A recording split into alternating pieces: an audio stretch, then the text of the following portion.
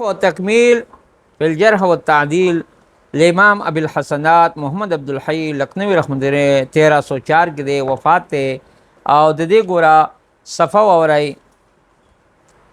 64 صفحه نمبر 64 الرفع والتکمیل قال فین قال نه چې دی اعتراض کوي فین قال که معترض اعتراض وکي کہ لابد من جرح الروایت والنقلتی ضروری دا د جرح د راویان نه او د نقل نه چې څوک څه کوي نقل کوي و ذکر الفاسق والمجروح او ذکر د فاسق او د مجروح نه مجروح هغه ته چې په کوم راوی باندې جرح شوی دا من الحملتی د چانه وی لا ضروری دا د جرح د روات او نقلو نه ذکر فاسق او مجروح نه من الحملتی حمله ته چې حدیث چته کی دي یعنی مطلب څوک حدیث چته نو په هغه باندې بچی جرح کوي او د هغه وجه بخای ځکه هغه حاملین دی حدیث دي حاملین د شي دي حدیث دی پیښلې به ګوره اوسو اول دا خبره ده فل جواب دی اول دا ان کثیر ممن جرحهم لا روایت لهم زیات تر ذات هم چې کسان چې دوه مجروح کړی دي کنه نغول پارا روایت نشتی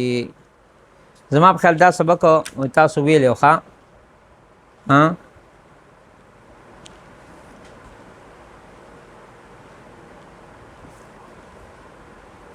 خو خیر بیا وایزا فالواجب فیهم واجب پاغه کې شران دادی ان یسکت عن جرحهم ويمهلهم یعنی مطلب چې دغه د جرح نه ساکت شي او دارنګ هغه ته مهلت ورکړي شي دوی مدار چې جرح جایز ده په صدر اول کې دا جایز و په اول زمانہ کې کله چې حدیث یوخذ من صدور الاحبار د علماء سینې باغسته کېدو لا من بطون الاسفار نه چې د اوراقو د میزنا اسفار کتاب ته ویخه بطون میسته وي نفوختی جی ضرورت نبیال ته احتیاجو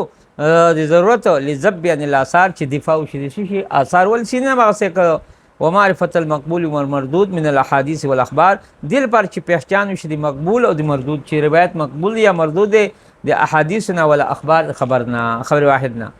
واما الان بهر حال نن راځي فالعمدة على الكتب المدونه نن راځي اعتماد په کتب مدونه او د نن راځي چې د جرح او تعدیل ته نشي کولای ولی دغه وجه ته صرف نقل کول شي اوس په یو راوی نه ځکه څوک اوس په دې وخت کې نقل نشتی حاملین د حدیث نشتی لکه ټول د کتابونو اخلي نو غایت ما فی الباب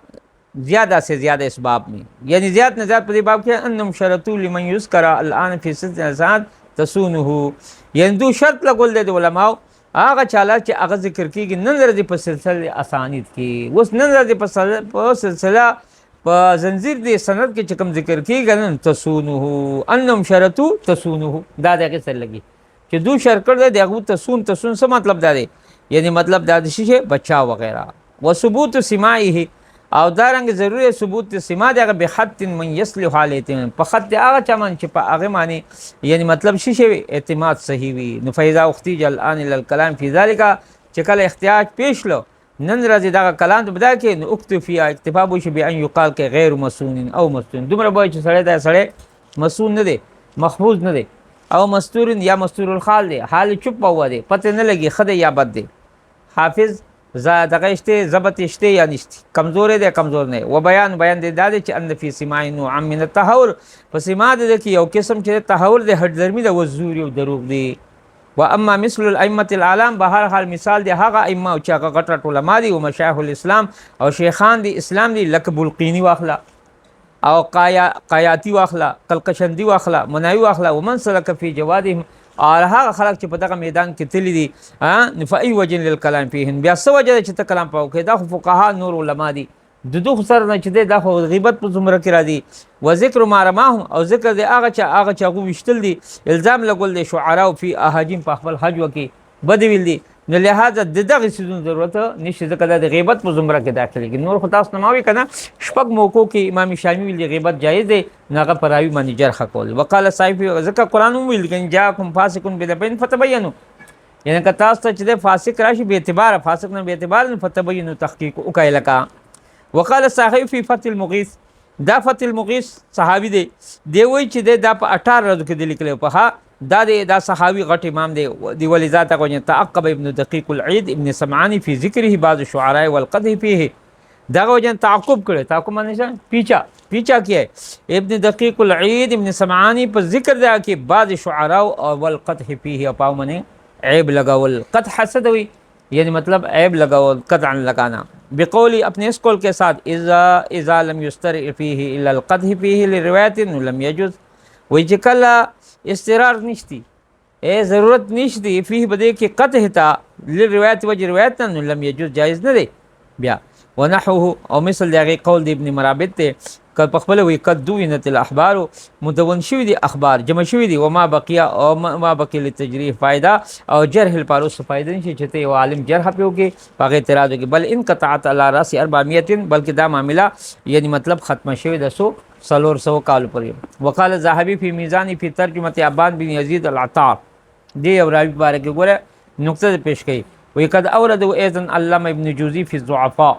ابن جوزی په ضعفاء ذکر ولم یذکر فی اقوال من وثقه، لیکن ابن جوزی چې د هغه علماء اقوال نه ذکر کړي چې هغه دغه توثیق کړي. وهذا من عیوب کتابه، ادب کتاب کې غټ عیب دی. ایسا مطلب چې یسرد الجرح جرحه لیکي ويسكت عن توثیق او توثیق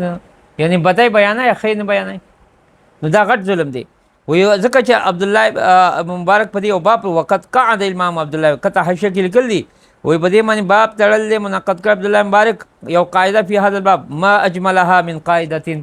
چې هغه قاعده سخسته ده وما احسنها من سلوک او سلوک سره سخسته ده. نو قال الحافظ ذهبی په تذکر خباز کې وی ترجمه د مبارک قال عبدان وی ابن المبارک اذا غلبت محاسن الرجل وی کله چې د انسان محاسن زیا غالب شي کنه علی المصائب بدای معنی نو لم تذکر المصائب بیا دغه بدای نه ذکر ټول خوال ذکر کوي. واذا غلبت المصائب المحاسن اکل چې بدای زیات شي په محاسن معنی نو لم تذکر المحاسن بیا محاسن نه ذکر کیږي نو لہذا دا ظلم دی. یا شی لپاس ګوره په خپل تابع جلیل محمد بن سیرین وی ظلم لاخیک صفحه نمبر 3 باندې ګوره وی ظلم لاخیک ان تذكر منه اسوء ما تعلم وتكتم خيره، وی دا ظلم دې ستا په غرور باندې چې تکای چې ته د هغه نه ذکر کوي بد هغه چې ته پیژنې وتكتم خيره اخر چې دې سکای چپاوی لکا ولی لاخلاق راوی د اخلاق حداد جامع د اخلاق کما فی البدایه والنهایه ابن کثیر او دارن خطیب بغدادی وی جامع الاخلاق راوی آداب سامی کی وی ظلمت اخاک وی تا ظلم کا خپل پارور باندې اذا ذکرت مساویه چې کله تا دغه بدای ذکر کړي ولم تذکر محاسنه او دغه محاسن نه ذکر کای صحیح ده کنه دغه محاسن نه ذکر کای کاغه منظره وجه هوته نه خو ګیدړو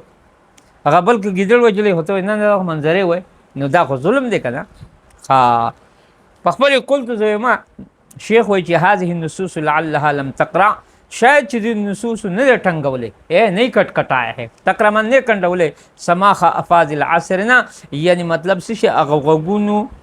څه هغه سوري د افاضل عصرنا د زمنګ زمانه گویا چې دا روایت د تندې معلوم د غوګونو نه ټنګولې د په غوګونو کې دا आवाज نه رسې و اماثل دهرنا او زموږ بزرگان د زمانه.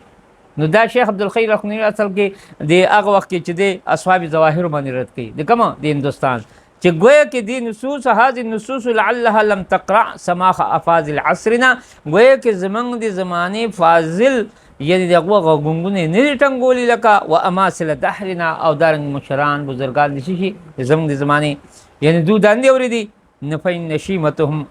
زده کوئی دو عادت خدا دے چې انهم حين قصدهم بیان ضعف راویت کله چې دو قصو کی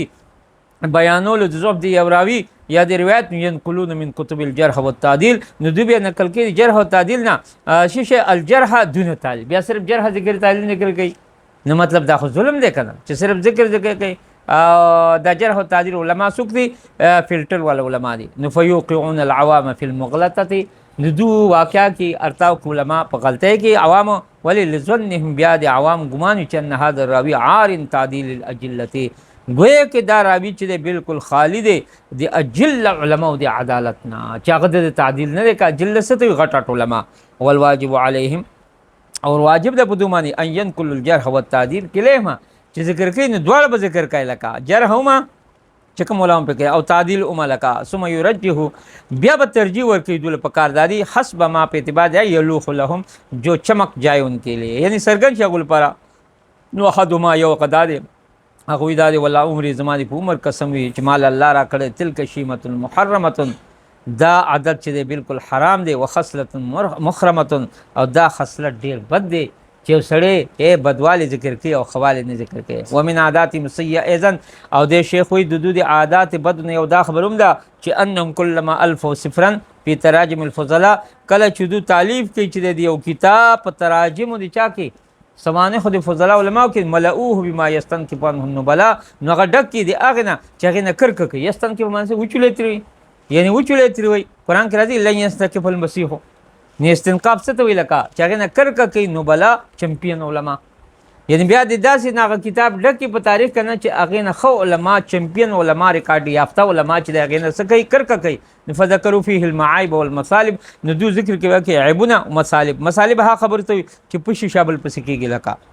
صحیح ده کنه. ادارنګ فی ترجمه من په ترجمه دی هغه چې هو عنده من المجروحين المقبوحين چې هغه دو په نسبت دی هغه مجروحین دی چې هغه قبیح وي و ان کان جامع اگر کا هغه جامع دی مفاخر او مناقب اگر کا هغه جامع منافع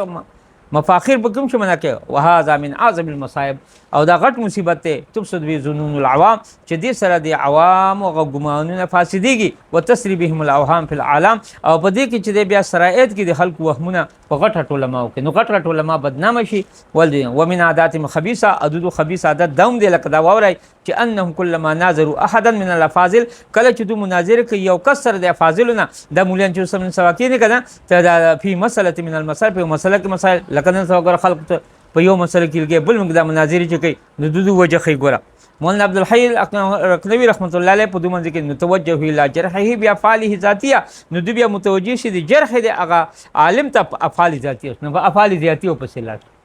یا خدای باندې د افعال ذاتيه سره څه کوي چې ته په باندې جرح کوي وبحثون اعماله العريضه او دوی بیا باس کوي چې د تلاش کې د اعمال عریضه او د عزت منی ولګي وخلتو الف کذبات او بیا دو خلط مل کوي هزار شیشه یعنی دروغ بصدق واحد یو رښتیا سره هزار دا مولیان راوتلی او مناظرو کې یو غن ناسي بل غن ناسي او ما ته خدا خو چوکراګان غو نه اخکاری دوه نه په دین په خدمت بیګا نه په دین په مقصد پیدل شي دا ما ته خدا راکې وفتحوا لسان تان عليه او دوی بیا کولاو کې هغه د تان هغه جبا په چا من عليه په هغه عالم باندې بخیس په دې څه يتعجب منه كل ساجد هر مزګزار دغه نه څه کوي ذکر ساجد مراتب مصلی دی هر مزګزار مسلمان دغه تعجب کوي وغرضهم او دارنګ دغه د غرض نه منه د اسقاط مها غرض دغه سی وی دینه